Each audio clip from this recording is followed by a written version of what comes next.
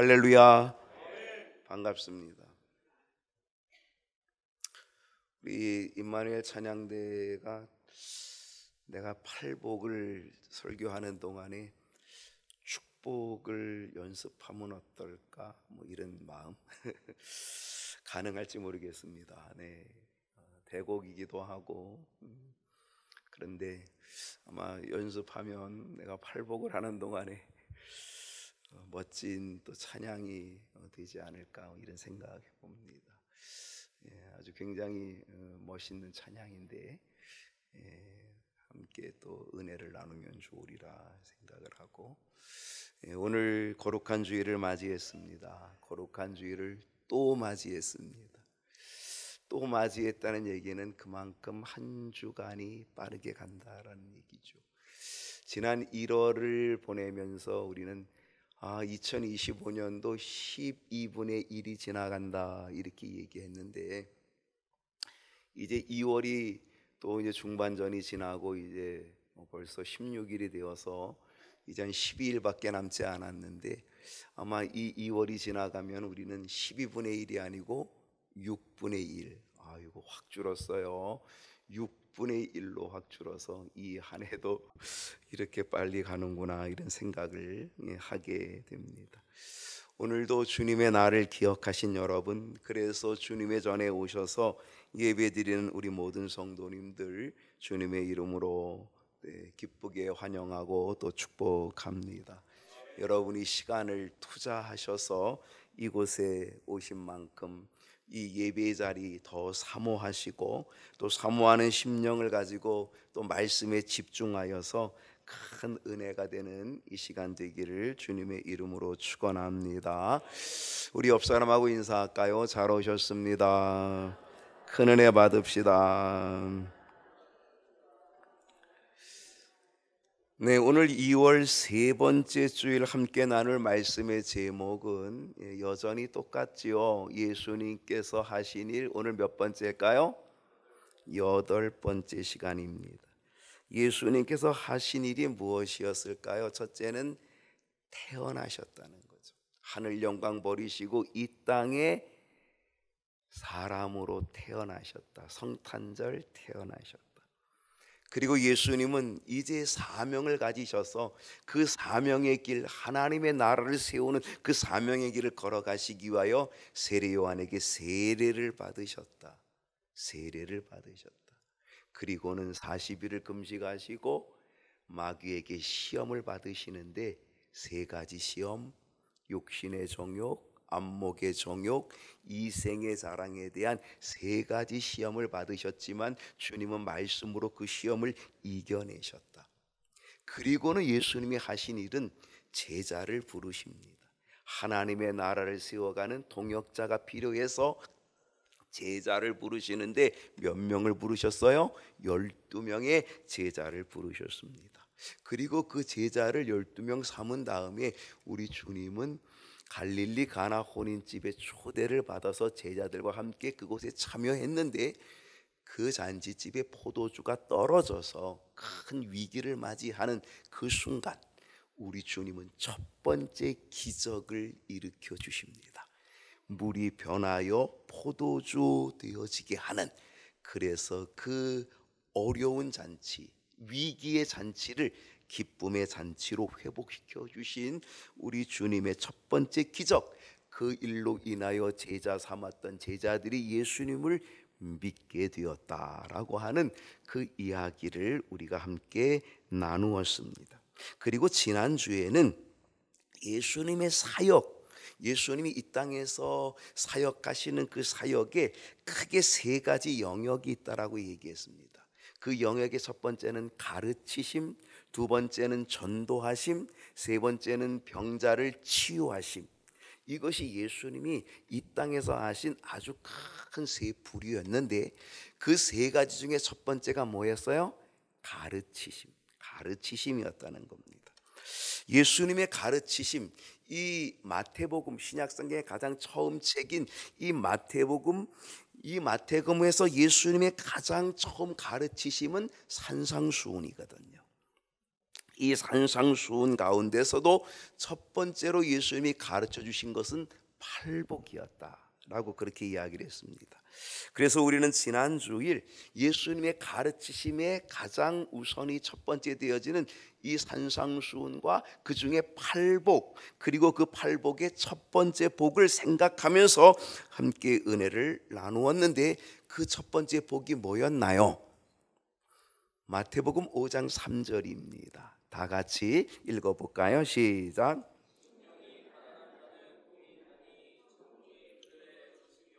심령이 가난한 자가 복이 있다. 말도 안 되죠.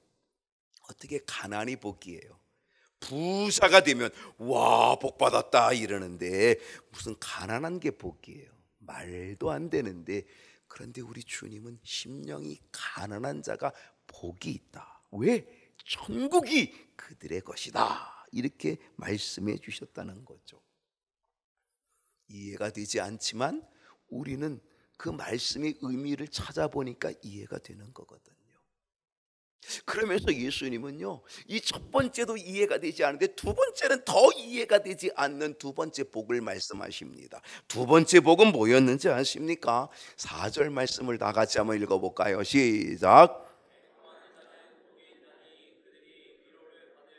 애통하는 자가 복이 있대요. 여러분, 애통이 뭐예요? 뭐 하는 게 애통해요? 우는 게 애통이에요. 뭐 때문에 우는 거예요? 슬퍼하며 가슴이 너무 찢어지게 아파. 그래서 애통하는 거예요. 근데요, 이렇게 애통하는 자가 복이 있대요. 말이 됩니까? 하하하, 기쁘다, 즐겁다, 이게 복이지. 어떻게 슬피 가슴을 찢으며 우는 애통하는 자가 무슨 복이 있냐 말이에요. 근데 우리 주님은요, 심령이 가난한 자가 복이 있다, 애통하는 자가 복이 있다, 이렇게 말하고 있다는 거죠. 참 이해되기 어려운 일입니다.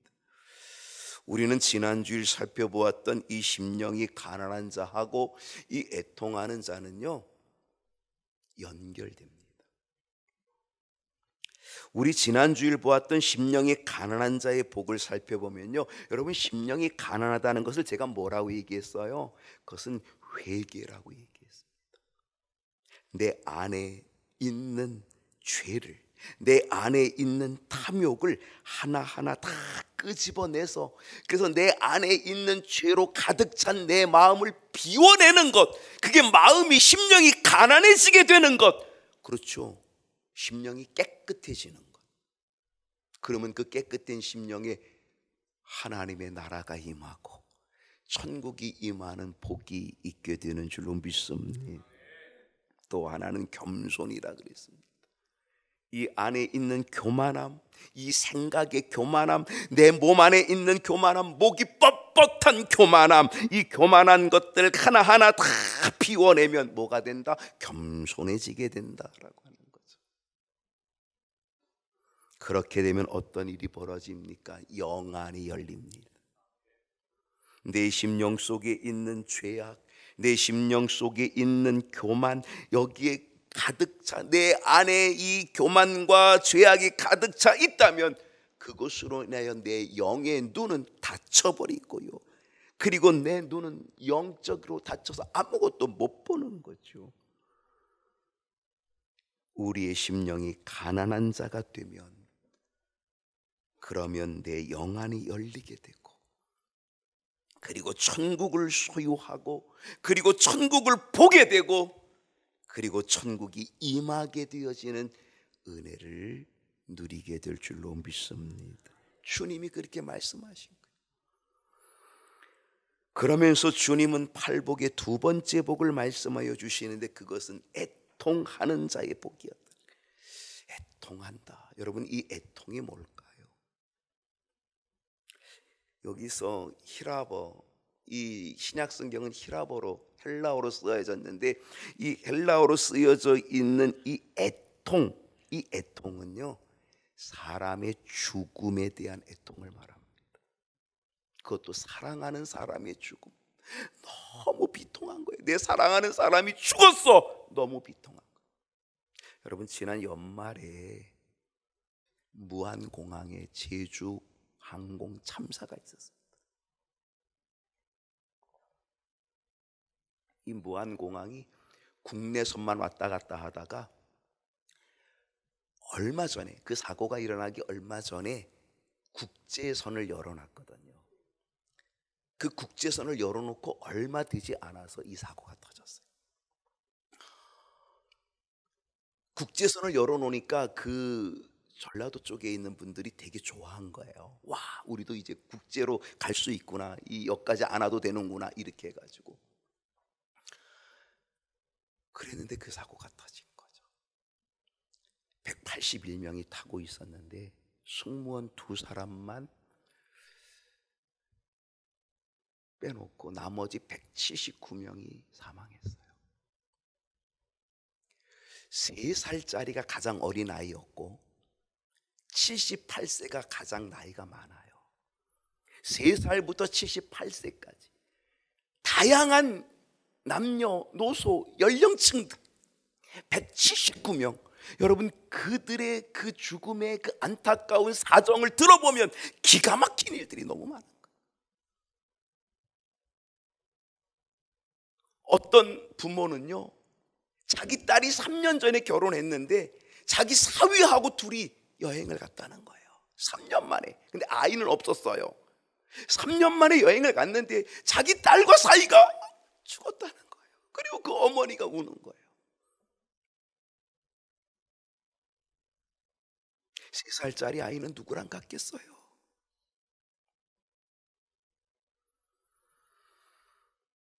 한 동네에서 함께 농사를 짓던 사람들이, 야, 우리 겨울에 좀 시간이 있으니까 우리 개 모임 해가지고 우리 한번 여행 가자. 그래서 그냥 여름철에 일하고 땀 흘리고 일했던 그 농부들이 그래서 돈을 모아가지고 계획을 해가지고, 그래서 동네 사람들이 한 11명쯤 되는 그 사람들이 그래서 단체 여행을 간 거예요. 근데 그 비극으로 다 죽은 거죠. 동네가 뒤집어진 거죠. 그 중에 제주항공 직원이 있었어요. 이 직원이 얼마나 성실하게 일을 잘하는지 제주항공에서 이 직원에게 표창을 줬어요. 상을 줬어요. 그 표창이 뭐였냐면 비행기 티켓이에요. 이 비행기 티켓을 상으로 받아가지고 너무너무 좋아가지고 이거를 부모님께 드려야 되겠다. 그래가지고 부모님을 태국으로 보낸 거예요. 부모님만 보낼 수 없어가지고 자기가 시간이 없어 자기는 못 가니까 자기 남동생도 딸려서 그 티켓을 주고, 그래서 자기 남동생, 부모님 모시고 남동생하고 부모님 모시고 좀 잘 갔다 와라, 그리고 보냈는데 사고가 나서 부모님이 돌아가시고 남동생이 죽은 거예요. 그 찢어지는 그 애통함 속에서 그는 제주항공 직원이기 때문에 이 사고를 수습해야 되는 사람이에요. 여러분, 그 마음을 아시겠습니까? 그 애통하는 마음을 아시겠습니까? 그 심령의 애통을 이해할 수 있겠습니까? 느껴볼 수 있겠습니까? 효도하고자 했는데, 부모님께 한번 이번 기회에 효도해보고자 했는데, 그래서 표창으로 받은 그 티켓을 부모님께 드리고 남동생에게 주어서 그래서 효도 한번 해보려고 했는데 부모님을 돌아가시게 하고 자기 남동생을 죽게 만든 그 마음의 아픔, 애통을 여러분, 우리는 어떻게 해야 되냐 말이죠. 주님이 말하는 애통이 어떤 애통인지 아십니까? 바로 이런 애통입니다.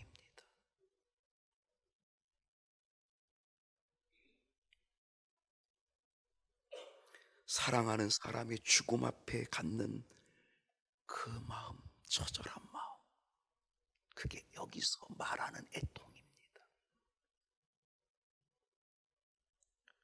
요한복음 11장을 보면 나사로 이야기가 나와요. 나사로가 병들었어요. 심각한 병이에요. 막 죽을 병이에요. 그래가지고 그 누이인 마르다 마리아가 예수님께 기별을 한 거예요. 지금 사랑하는 나사로, 우리 오라버니가 지금 죽을 병 걸렸습니다. 예수님 빨리 와서 좀 고쳐주세요. 예수님이 오시면 다 될 줄로 믿었어요. 그리고 예수님 오면 염려 없을 줄로 믿었어요. 그리고 예수님이 곧바로 오실 줄로 알았어요. 왜? 예수님하고 아주 가깝거든요.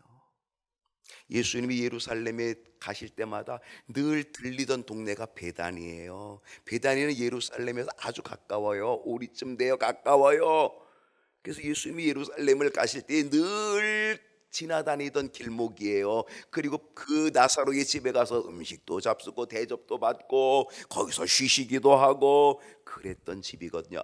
아주 가까운 집이거든요. 그러니까 이 나사로가 얼마나 잘했어요. 예수님한테 진짜 잘했고 마르다 마리아가 얼마나 잘했어요. 그러니까 예수님이 금방 오실 줄 알았는데 예수님이 늦장을 부리시고 안 오셔요. 그것도 보통 늦장이 아니에요. 이미 이 나사로는 죽고 그리고 장례식이 끝나고 무덤에 다 들어갔어요. 죽은 지 나흘 됐어요. 몸에서 냄새가 날 정도 되었는데 그때서 예수님이 떡 나타나신 거예요. 지금 오라버니가 죽은 거에 대한 애통함, 예수님이 늦게 오신 거에 대한 애통함, 말할 수 없는 애통함이죠. 요한복음 11장 33절이 나왔네요. 한번 읽어봅시다. 시작.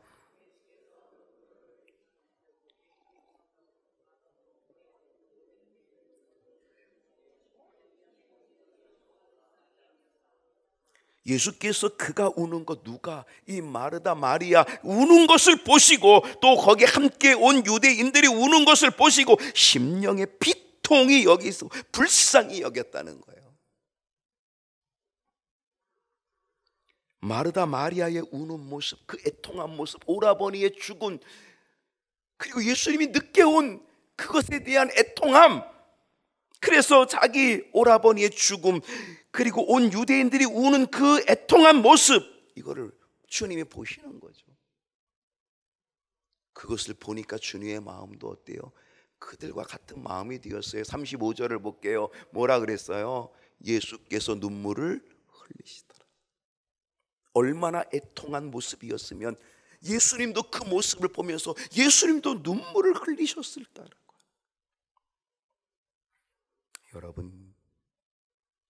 여러분은 어떤 고통과 고난과 환난의 애통함이 있으셨습니까? 여러분에게는 어떤 애통함이 있으셨습니까? 그리고 그 애통함을 통하여 여러분은 무엇을 깨달으셨습니까? 주님은요, 애통하는 자가 복이 있다라고 말씀하십니다.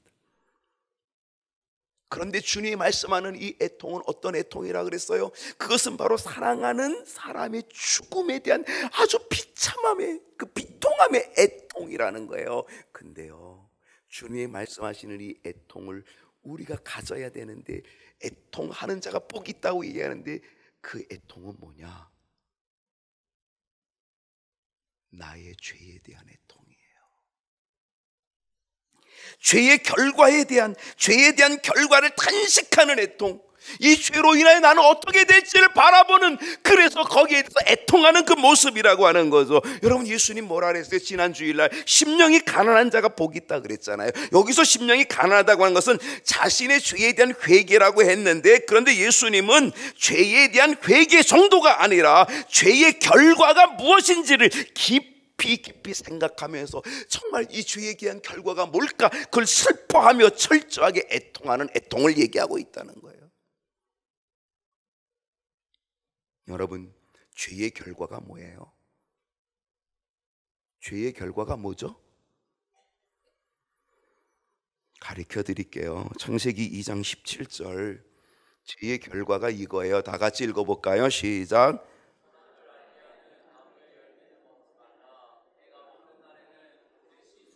죄의 결과가 뭐예요? 반드시 죽는 거예요. 죽는 거예요. 죽음이에요. 죄의 결과는 죽음이에요. 우리는 뭘 봐야 돼요? 내 안에 있는 죄, 그 죄로 인하여서 내가 죽는다는 거예요. 그거를 바라보고 그 죽음에 대해서 애통하는 거예요. 어느 정도로 사랑하는 가족에 대해서 그렇게 애통하는 애통함을 가져야 된다는 거예요. 로마서 6장 23절을 보면요, 죄의 삭은 사망이에요. 죄값은, 죄의 결과는 사망이래요. 반드시 죽으리라, 사망이래요. 창세기 3장 24절을 보겠습니다. 이같이 하나님이 그 사람을 쫓아내고, 그 사람이 하나님이 누구를 쫓아냈어요? 아담과 하와를 쫓아낸 거예요. 어디서? 에덴 동산에서 쫓아낸 거예요. 그리고 그 에덴 동산의 길목을 막아버렸어요. 예, 그룹들과 두루 도는 불칼을 두어서 생명나무 길, 이 에덴 동산을 막아버린 거예요. 쫓겨났어요, 아담과 하와가. 창세기 3장 8절을 보면요, 그들이 그날 바람이 불 때 동산에 거니시는 여호와 하나님의 소리를 듣고, 누가 들었어요? 아담과 하와가. 쫓겨나기 전에는요, 이 아담과 하와가 에덴 동산에서 저녁 때쯤 되면 하나님이 이렇게 동산을 거느르셔. 하나님이 나타나서 그러면은 아담과 하와가, 하나님 오셨어요. 아이고 하나님 너무 감사해요. 이 에덴 동산 주셔서 너무 감사해요. 오늘은요 이 과일도 먹고 오늘도, 이러면서 하나님과 교제하고 하나님과 이야기를 나누고 하나님과 사랑을 나누고, 그러면서 동산에 거니시는 하나님과 늘 함께인 아담과 하와예요. 정말 그런 에덴 동산, 거기서 죄로 인하여 쫓겨났다는 거예요. 지금 어떻게 된 거예요? 죽음이 오게 됐어요. 반드시 죽으리라. 그리고 에덴으로 쫓겨났고 하나님과의 관계가 완전히 끊어져 버렸어요. 그게 죄의 결과예요. 여러분, 죄의 결과가 뭐예요? 심판이에요. 심판. 하나님의 심판을 바라보며 가슴을 치는, 그게 뭐다? 그게 애통이에요. 내 죄로 인하여 내가 어떻게 될까? 반드시 죽으리라, 쫓겨나는 것, 하나님과 끝장나고 단절되어지는 것, 바로 이것을 보면서 가슴을 치며 애통하는 것, 그게 애통이라는 거죠. 누가복음 18장 13절을 보면요, 다만 가슴을 치며 이르되 하나님이여 불쌍히 여기소서, 나는 죄인입니다. 누구 얘기예요? 세리예요. 이 세리가 가슴을 쳐요. 가슴을 쳐요. 하나님 불쌍히 여겨주세요. 나는 죄인이에요. 가슴을 쳐요. 지금 이 세리는 뭘 보고 있는 거예요? 죄의 심판을 보고 있어요. 죄의 결과를 보고 있어요. 이 죄로 인해 나는 죽을 수밖에 없어, 나는 심판받을 수밖에 없어 라고 하는 자기 자신을 보는 거예요. 그래서 자기 자신을 치고 하나님이여 불쌍히 여겨달라고 고백하고 있는 거예요. 여러분, 이 죄에 대한 애통은요, 하나님의 뜻을 따르지 못하는 것에 대한 애통이에요. 하나님의 길이 뻔한데, 하나님이 원하시는 길이 있는데, 근데 그 길을 외면하고 자기 정욕대로, 자기 길로, 자기 방법대로 하나님의 길을 외면하고 나의 길로, 다른 길로 가버리는 거예요. 바로 여기에 대해서 애통하는 거예요. 실제로 이스라엘의 경건한 사람들은요, 민족이 당하는 고난, 민족이 당하는 수치, 민족이 당하는 외세의 침략과 압제, 이거를 당할 때마다 하나님의 뜻대로 살지 못했다고 스스로 생각하고 이 민족의 죄를 그 가슴에 품고 회개하며 가슴을 치는 애통을 갖기도 했다는 거예요. 분명한 것은요, 이렇게 가슴을 치는 애통하는 자가 복이 있다는 거죠. 주님의 말씀이에요. 틀림없겠죠. 애통하는 자가 복이 있다고 주님 말씀하셨으니까 틀림없겠죠. 어떤 복이라 그랬어요? 위로를 받는데요. 마태복음 5장 4절 다시 한번 읽어주실까요? 시작.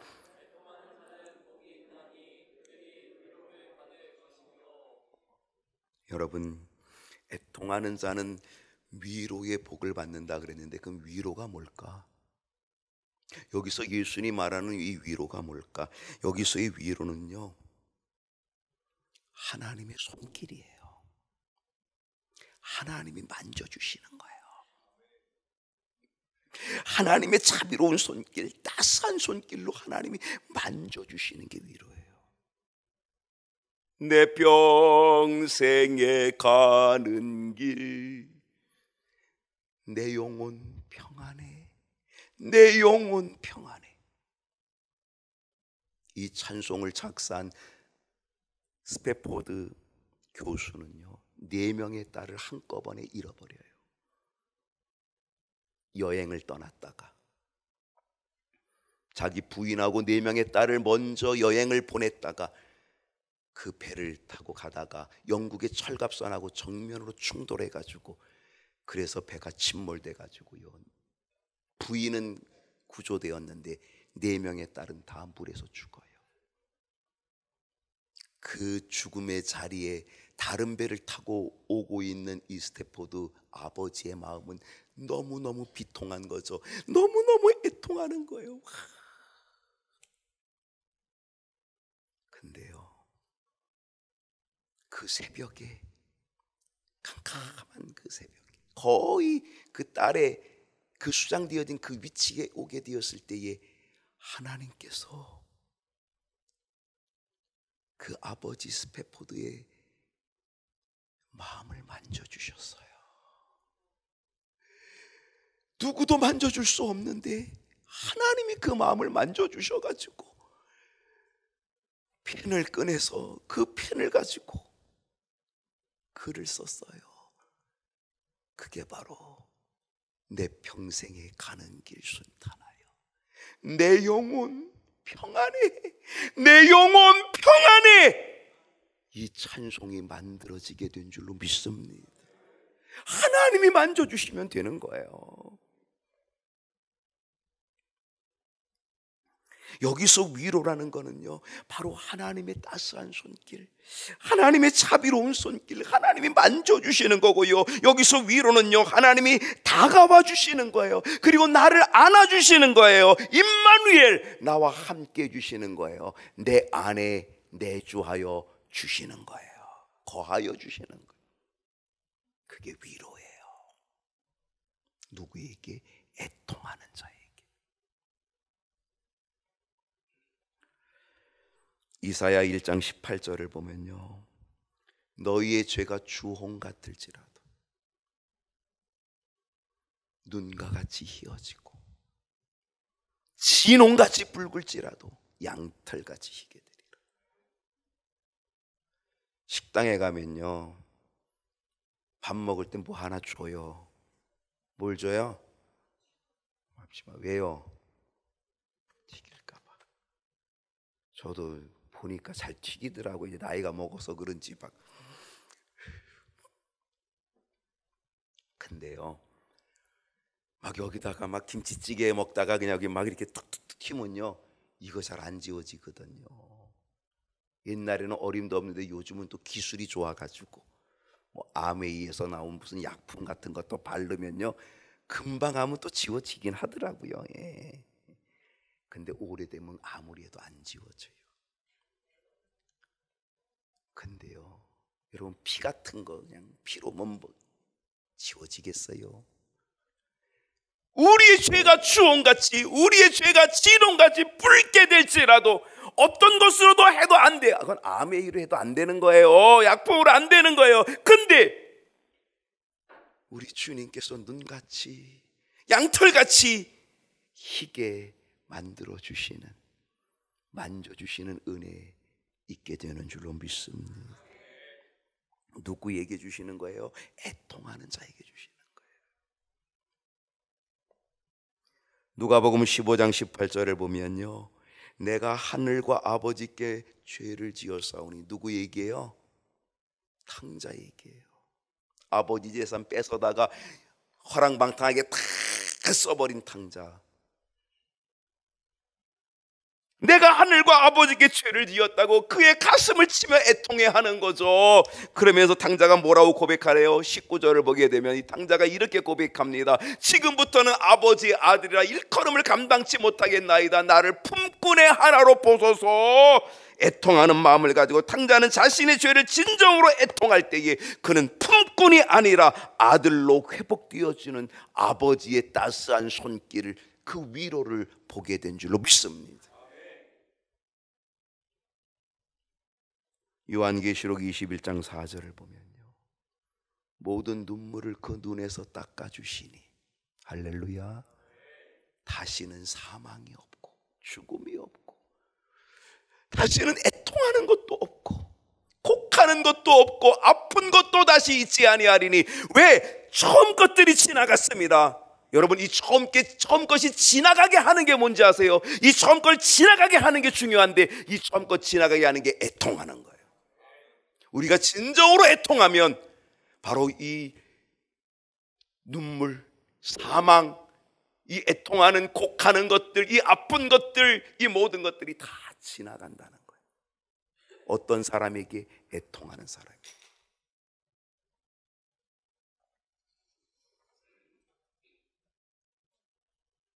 우리는 기회 있을 때, 바로 지금 기회 있을 때, 처음이 지나가기 전에 우리는 뭐 해야 된다?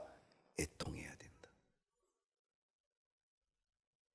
지금까지 다 잊어버렸어도요, 요거는 꼭 기억하고 돌아가세요. 야고보서 4장 9절, 이 말씀은 반드시 기억하고 돌아가십시오. 다 같이 읽어봅니다. 시작.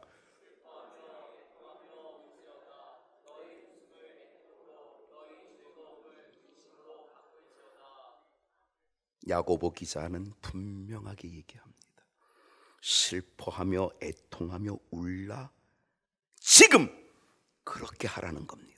그렇게 해야 된다는 겁니다. 왜? 그래야 오늘 지금 우리가 애통해야 처음 것이 지나가게 되고 나중에 웃는 자가 된다는 거예요. 나중에 기쁨을 맞이하게 된다는 거예요. 근데 지금 애통해야 되는데 지금 애통 안 하고 지금 웃으면, 지금 기뻐하고 있으면, 지금 마냥 즐겁게 즐기고만 있으면 우리는 마지막에 최후의 우는 자, 그때는 땅을 치고 애통하는 자가 되고 만다는 거예요.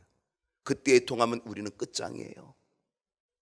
근데 지금 애통하면 처음 게 다 지나가고 그때는 기쁨이, 오늘 우리의 애통이 어떻게 된다고요? 애통이 웃음으로, 즐거움으로, 기쁨으로 바뀌어지는 역사가 일어나게 될 줄로 믿습니다.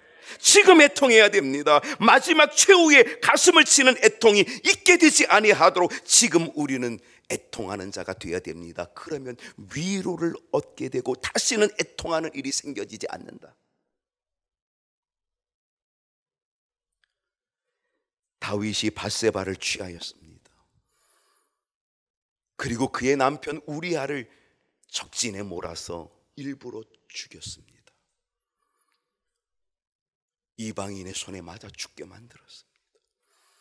그 일로 인해서 나단이 책망을 합니다. 나단 선지의 책망을 받고 이 다윗은요, 침상을 적시는 애통을 갖습니다. 그 침상을 적시며 애통하게 될 때에 하나님께서는 다윗에게 정직한 영을 새롭게 하여 주셨고요, 구원의 즐거움을 다시 회복시켜 주시는 은혜를 얻게 하여 주셨고요, 내 마음에 합한 자가 될 수 있게 만들어 주신 줄로 믿습니다. 베드로는 예수님을 3번 부인했습니다. 맹세하고 저주하며 예수님을 3번 부인했을 때에 예수님의 말씀을 기억하고, 베드로가 그 순간 예수님 말씀을 기억하고 밖에 나가서 심히 통곡하며 애통하였다는 거죠. 그 애통함으로 인하여 예수님께서 베드로야, 내가 나를 사랑하느냐? 네가 나를 사랑하느냐? 라고 하면서 이 베드로를 회복시켜 주셔가지고 최고의 사도로 사용하여 주신 줄로 믿습니다. 여러분, 세상의 기준은 기쁨과 성공을 복이라고 하지만 우리 주님은 애통하는 자가 복이 있다고 말씀하십니다. 왜냐하면 애통하는 자는 하나님을 깊이 만납니다. 하나님을 깊이 체험할 수 있습니다. 애통하는 자는 하나님의 손길 만납니다. 하나님의 따스한 손길을 만납니다. 우리가 자신의 죄를 애통하면 하나님의 용서의 손길을 만나고 위로를 얻게 됩니다. 나의 고난과 아픔 속에 진정으로 애통하면 나를 찾아와 주시는 하나님의 따뜻한 손길을 우리는 만나고 위로를 얻게 됩니다. 나의 애통으로 하나님의 따스한 손길을 깊이 체험하고 나에게 다가와 주시는, 내주하시고 임마누엘 함께 해주시는 하나님의 은혜, 위로의 은혜, 함께 하시는 은혜가 저와 여러분에게 있기를 주님의 이름으로 축복합니다.